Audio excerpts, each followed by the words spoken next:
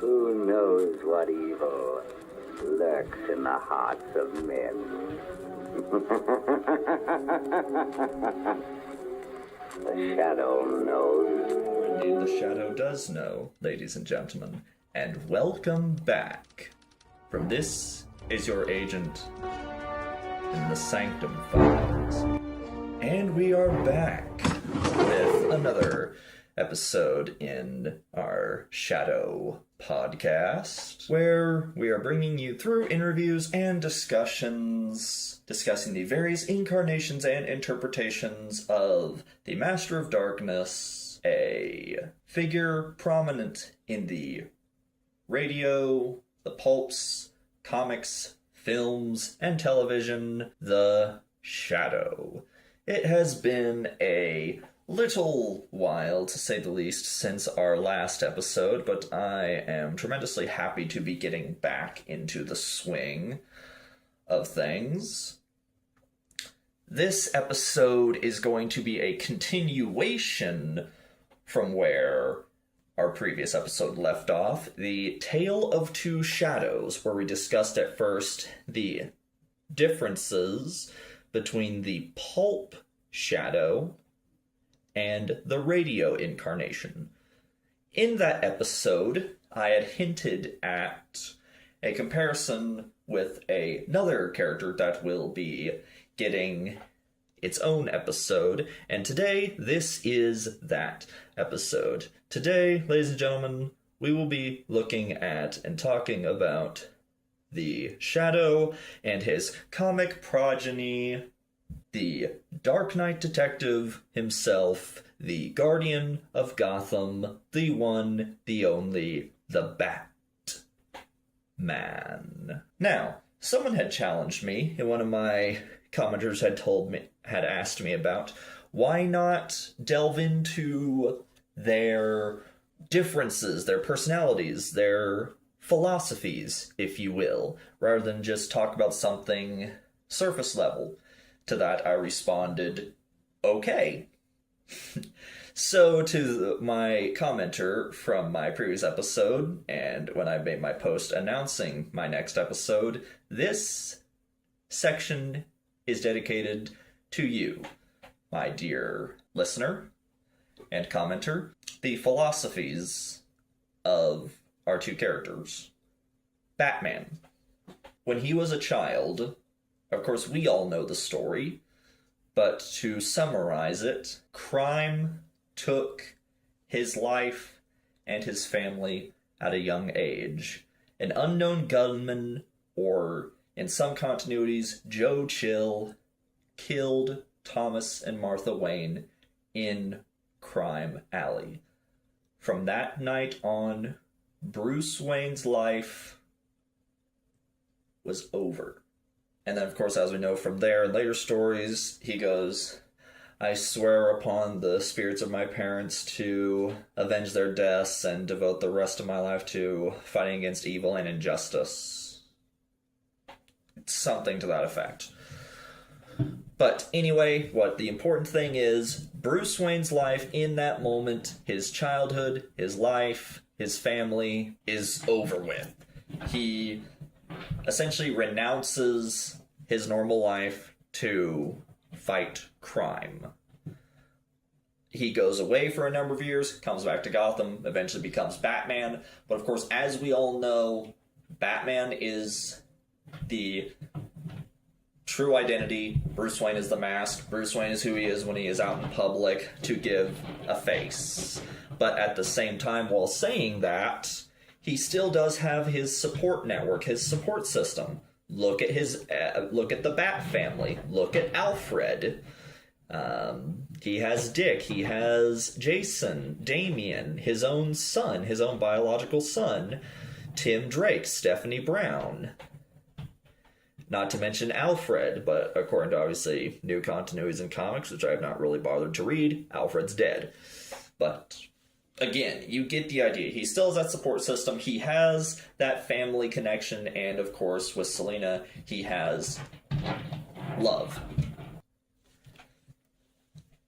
Now, the Shadow, On the other hand, his true identity is, of course, World War I aviator and spy Kent Allard. Now, we don't know what Allard's life was like before World War I. We don't have any of that kind of story. But what we do know is that his experience was so traumatic during the war because of the horrors and injustices and brutality that the war had wrought upon others and even upon himself, that it had changed his life forever. And for all we know, for all intents and purposes, if some of the pulps are any indication, that Allard's face was mangled as a result of the war. He was, of course, behind enemy lines. He liberated prisoners of war. He was also a spy as well. And then he was eventually involved in Russia. And I'm basing that on the Shadow pulp story, The Red Menace, and also in referencing in detail the Romanov jewels. And then he eventually gets his Girasol. And apparently, if I can get the story right, but I haven't read this one in particular, is something about an Indian tribe? Not Native Americans, but in like some jungle. It's like a deity, a stone deity that a native tribe worships. They basically gave him the stone there, and that's the stone that was the ring. But yet also there's like conflicting details. Some say like he could have gotten the Girasol from during his time in Russia. The point is, Allard has gone through a lot in his life. And as a result of the things he has experienced and the things that he has done has permanently changed him. And so when he goes back to New York, he is the Shadow. Razorfist described it best as he is a general in a eternal war on crime. As long as there is an evil in the world or an injustice, he will stamp it out, he will fight it, and go against that. And to that end, he has lost all sort of like human connection of contact. Like, you don't get like Lamont or the Shadow or Kent Allard, however you want to address him as. He doesn't have that Alfred. He doesn't have a Selina Kyle, although that could be argued depending on somewhat comics continuities you read. His Selina Kyle, his love interest could be Margot Lane. Of course, he has his own system. He has his agents, men and women whose lives that he has saved, and in return now repay that by working for him. Harry Vincent, Jericho Droog, Mo Shrevnitz, Clyde Burke, Cliff Marsland, Hawkeye, the list goes on. There are, of course, many other agents. Myra Reldon is also one that comes to mind. And so that section there is for you is the differences and characterizations of each. And as for the rest of the podcast, we will be talking about some of the different stories. The first one that mainly comes to mind is Partners of Peril. As most people know, that is the story that Bob Kane and Bill Fingers swiped, up to also including tracing some artwork for that story. The Partners of Peril is in the Shadow Sanctum Books, Volume 9, which is also partnered with another story, Lingo. I won't be talking about Lingo because Razorfist has already dedicated a video talking about that story, so that'll just be kind of redundant. But some of the things I will address is some of the influences and pieces that the Shadow and the Bat have shared. Ones that come to mind, this is going to be the Shadow Sanctum Books Volume 29 and the Shadow Sanctum Books Volume number 74. The reason why I picked number 74 is the cover. It's of the Shadow and he's in the background, and in the front there's a castle. A similar image and influence was used for one of the pictures and covers of Detective Comics. Some of you might be asking yourselves, why do I talk about Volume 29? Well, you look at the cover of that story is the Devil Master, and the image on the cover shows the Shadow standing on top of a giant typewriter. Looking at the interlude by Will Murray in that book is a comparison picture down where a cover of the Shadow's Justice. April 15th of 1933 is the Shadow's Justice. The comparison on side-by-side is Batman issue number 5, both of which also shows Batman holding a scale, where gangsters are also, like, in the little brackets. And the article goes on to some others. The article itself just talks about, like, some different pieces of the from just some different pieces of the Shadow. One comment I'm going to read out of here. It says, all that Batman learned of escaping diabolical death snares he seemed to have gleaned from reading the Shadow. All the Shadow knew he got from Walter Gibson, who received his knowledge from the great Houdini, whose private notes he turned into books, Houdini's Escapes and Houdini's Magic.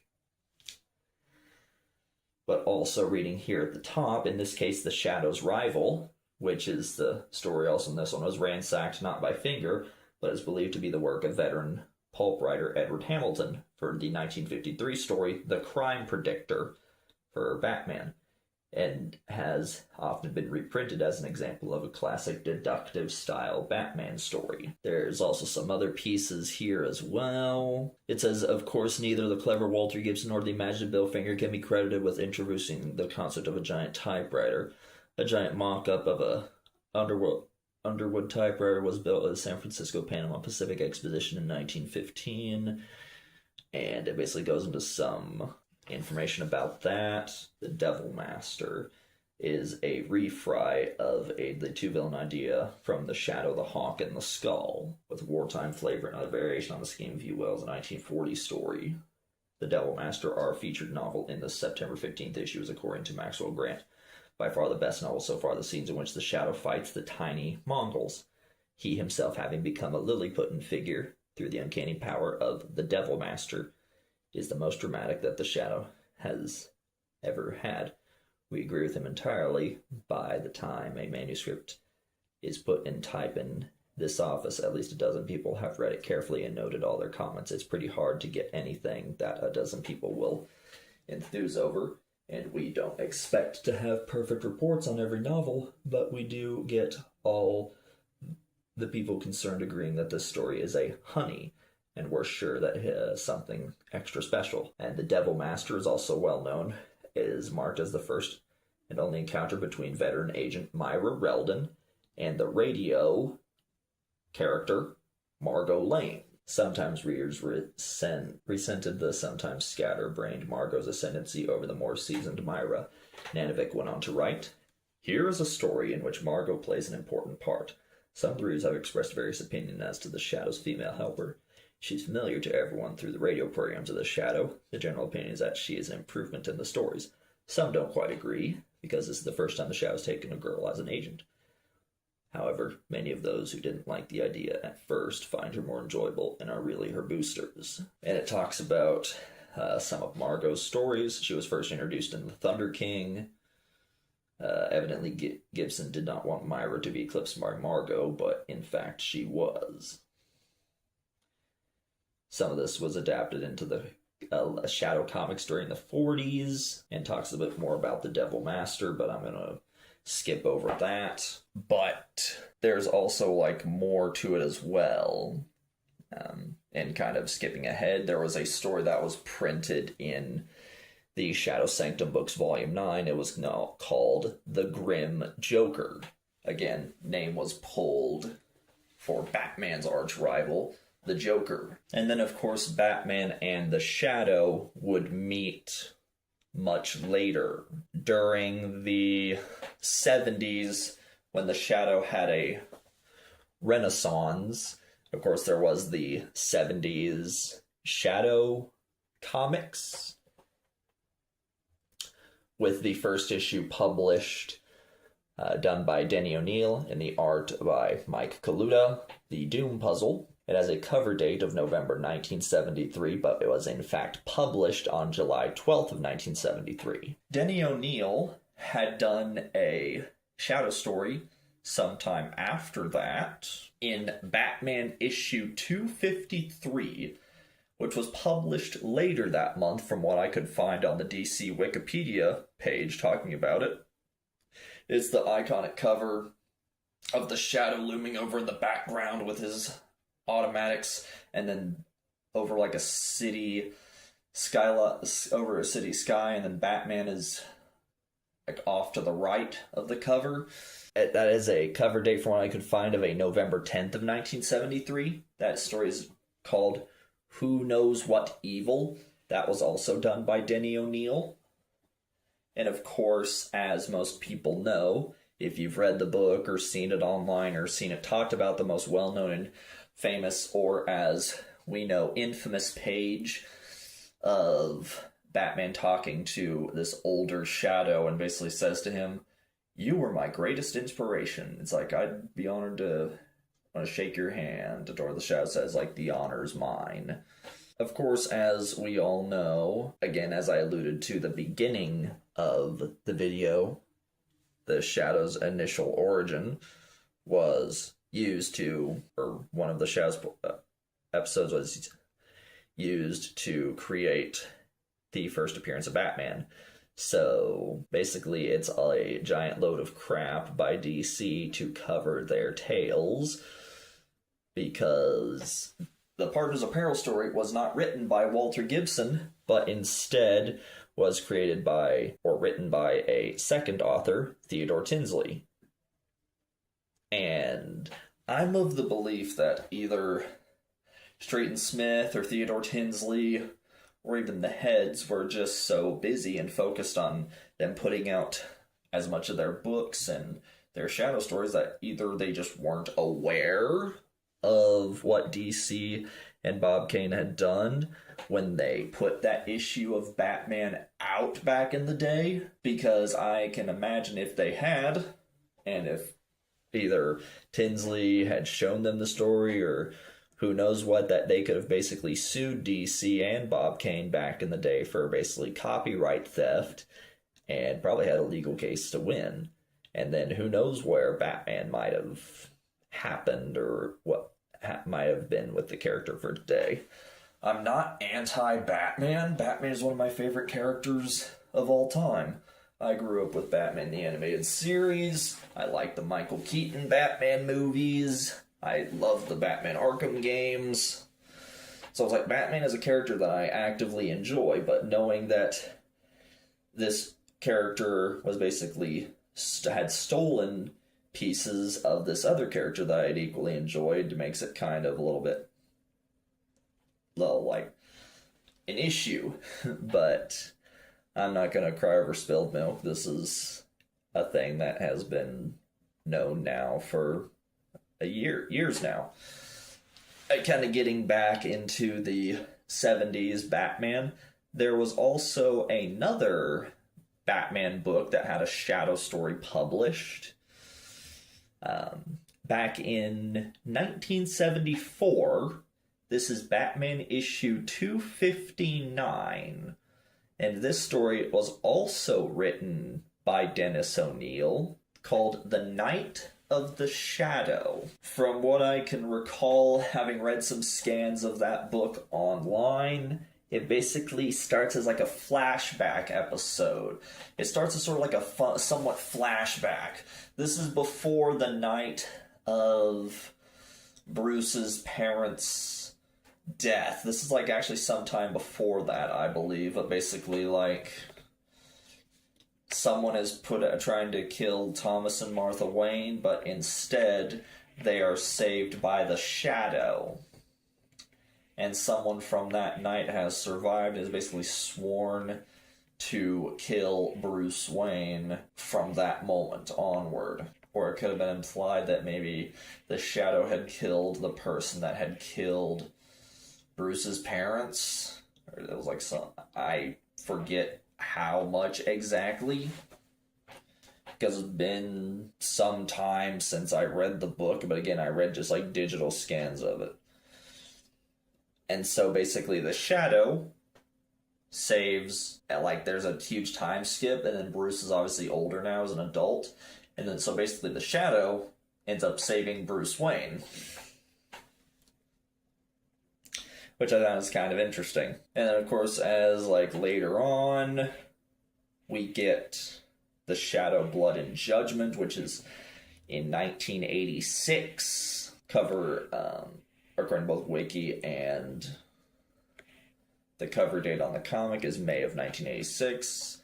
I've heard it said, but I don't know how many people would actually agree with this, that the Shadow Blood and Judgment is sort of like the Dark Knight Returns of the Shadow comics, in that you have this older character coming back to a, like basically like getting back into fighting crime in a decade that has obviously like it's a different time now, where in the Dark Knight's case it was an older Bruce Wayne having retired after the death of his Robin and basically just like given up crime has run rampant on the streets. They basically need help, and so Bruce essentially comes out of retirement to fight crime again as Batman. But the Shadow, with Blood and Judgment, it's sort of somewhat left, not necessarily say ambiguous, and basically an unspecified time. This is just going off of Blood and Judgment. An unspecified time, the Shadow is basically gone. Sometime after the 40s, 50s, whenever he was active. He's gone. Disappears. Crime and time moves on. And then someone starts killing all the Shadow's old or elderly agents. They were, and so the surviving ones, Harry Vincent, Margot Lane, and then Harry Vincent's daughter, are back at Lamont Cranston's brownstone, his house, when they hear this eerie, creepy laugh, and Margot's like really pissed off about it, and Harry's like, oh god, and she's like, who? And it's like, at the end, we see this final end panel, it's like, you look well, Harry. It's been an awfully long time. And then you see this image of Lamont, of the Shadow, standing there in his suit, looking clean as can be and young, as if no time has passed. And that's the Shadow's introduction to the 1980s. From that 4-issue miniseries written by Howard Chaykin came a series. I will openly admit I have not read that whole series because I never really cared for it. But what I have read was the first arc, Shadows and Light. I found it to be very interesting, especially with the annual. You sort of still get that 30s, 40s adventure story where the Shadow and his agents are still young, and it's kind of an introduction piece. It's in one of the annuals. I think it might be the first one, because there's a second annual, which was the Shadow and then Agents. But there was the Shadow, Shadows and Light, and then of course I know how that series ended, with the Shadow basically dying in that series. His body is desecrated and mutilated, so they end up cutting his head off, because I remember seeing the end cover for the final part of it, Body and Soul, where they basically stick the Shadow's head on a robot body. I think they said something in the effect of, towards the end of that series, like, we could save your head, your body was beyond, I don't necessarily say like beyond repair, but like it was too heavily damaged, and basically this is all we could do while we make you a new body. So they're basically going to say like, hey, we're going to stick you on this machine for a while to keep you alive, and then we'll give you a new body, and then we'll pop your head on it like Frankenstein. So yeah, that could have been really awkward. And of course I was knowing that was the robot thing by the time, because RoboCop. By then, or at least was an influence of it. But of course now kind of going again a little bit of a backtrack, since I kind of like to go off the cuff here, kind of a little bit out of sequential order. There was a prequel released by Dynamite back during the 2010s. It was actually supposed to be a prequel to The Shadow, Blood and Judgment, The Shadow, Midnight in Moscow. Again, I'm not going to go super in-depth with this, talking about it, because again, Razorfist has already done a review of it, and I don't want to kind of just retread stuff that he's done. But the basic gist of it is, it's supposed to be a prequel that leads up to the events of the Shadow disappearing for that length of time until the start of Blood and Judgment. And the first issue deals with like Benedict Stark, the Shadow, and Jericho Droog, and he meets some of his agents, and then like by the end of issue 1 he basically is spending time with Margot, and it's like the Shadow is being, I'm retiring as the Shadow, and also at the same time like, I want you to marry me, which is interesting. In this version of Margot Lane, I'm thinking it's just like I find it interesting and different. It's like, obviously, like, a lot of the agents are older than Lamont, but she's older and has, like, really short blonde hair. It's not long anymore, it's, like, short hair. Like, she just cut it all off. It's just like, really? So, yeah, that was something. I have that series. I've read it all. I found it to be really interesting. But also in the end, it's like in issue 6, because it's a 6-part series, at the end it's like, I think Lamont also like leaves her a note or something, saying like he has to leave or something, and then at the end like, you don't see the panel exactly, and she's heartbroken. I think she's crying. Also, what I find is interesting is in issue 1, there's a panel, and in that panel is a group of people sitting around a table. There's Lamont and several others, and in that one particular panel, there's a man with brown hair and a certain bronze complexion, or tan skin. They don't outright say it, but I'm going off of the headcanon. That is, he's sitting down and talking to Doc Savage. And also saying that, and speaking of Doc Savage, the Shadow and Doc Savage teamed up and worked together during the 90s, the Shadow Strikes comic series. From the crossover story with 5 and 6, and then Doc Savage issues 17 and 18, the Conflagration Man, but I've heard someone's pronounced it the Conflagration Man, so it's like, you can make up your own mind about how you want to pronounce it. I've read that series and I enjoyed it. Kind of spinning off here and talking about like different team-ups. The Batman and Shadow would again meet again later. This time it was a series cross-published by both DC and Dynamite. The first one was Batman and the Shadow by Scott Snyder. I have that series. I've read it. The art on the Shadow is crazy. It looks weird and just doesn't look right. I don't like the look of it, but that's just my opinion. It has this really weird design. And in that series, there's nothing to do with like time travel or anything. It's basically saying like all the Shadow's elderly agents are living in Gotham. That everyone exists in the same universe. Because in that story, there's also a reference to the Silent Seven, and I think it's also deals with I know Damien's in the series as well. It's like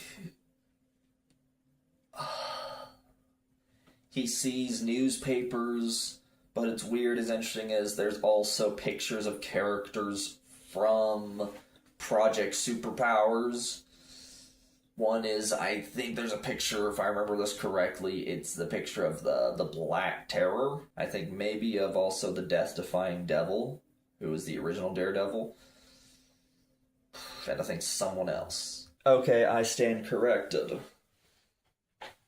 The portion where I was talking about the newspapers came from the sequel series, The Shadow Batman, done by Steve Orlando. That was the pictures. As I show me a spread and record. Crime scene photography, 7th of July, 1930. And then it's been here in plain sight. Yeah, the Death-Defying Devil, the Black Terror, and then it's one of Miss Fury. It's like until today, the Silent Seven.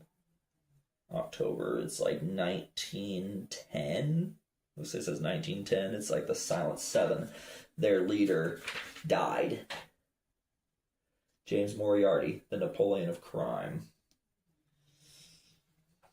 Yeah, no, the Shadow Batman series deals with something completely different, and it takes the emphasis on someone had supposedly murdered Lamont, but that's not the case, and it just sort of like it just goes from there. It's like Lamont Cranston, deceased, 33, typo negative. Identity is confirmed as Lamont Cranston, died 1963, cause of death, cancer. It's like unknown associates. And then he meets like the various shadow agents.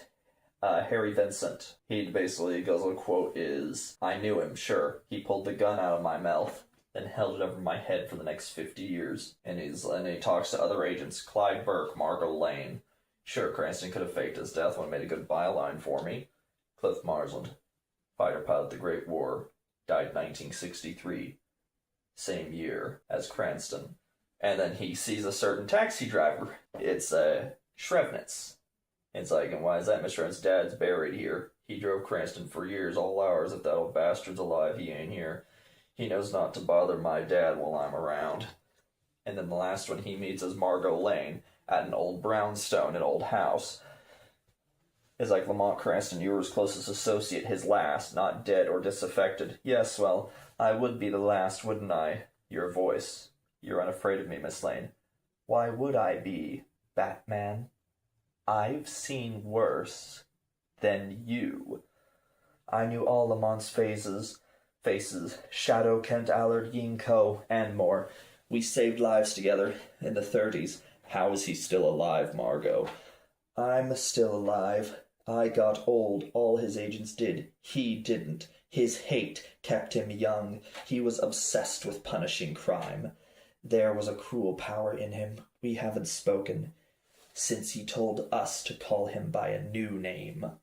Master." I won't spoil the series, but needless to say, it's an interesting read. The art is an acquired taste, especially with the first series. However, in the follow-up series, the art is a lot better, and it's definitely a lot nicer to look at. Again, Damien plays a part in that series as well. And at the end, kind of a little bit of a slight spoiler, but basically at the end of the second series, the Batman basically helps Lamont, helps the Shadow recover or regain some of his humanity. And as of the recording of this video, neither Batman nor the Shadow have crossed over in comics since, as of 2026, because the Shadow licensing having been pulled. Yeah, because there was the ones from the 70s, this series, and I think ever since then, yeah, there hasn't been an appearance again, because I have to have the license for the character. So, and sort of like in closing, the Shadow and Batman do have a lot of similarities. I didn't really go like super in detail or in depth. I just kind of like a cursory overview. Then I kind of did like a massive side tangent. Kind of talked about their philosophies at the beginning, and I highlighted and mentioned some of the comics that they had crossed over and gave sort of like lip service to some stories that were that Batman shared with the Shadow in some theme or some character. The Shadow Batman series is also 6 issues. You can find both of these stories as well as some of the others on mycomicshop.com or through third-hand markets such as like eBay. I'm sure you could probably find something on Amazon, or of course they're always available to purchase digitally through, I imagine, like comic apps. I have enjoyed coming back to this podcast, and I look forward to putting out another one. But until then, fellow agents, I will see you all next time.